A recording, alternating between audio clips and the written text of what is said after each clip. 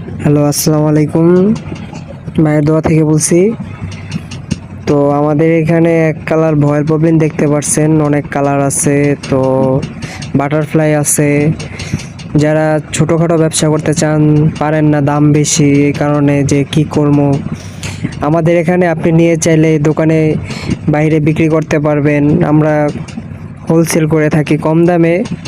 আর যদি কাইটা বেচি তাহলে আমরা আরও কমে বিক্রি করি। কাইটা 50 টাকা ভয়েল পপলিন, যার লাগে নিয়ে যাবেন আমাদের মায়ের দোয়ার দোকান থেকে।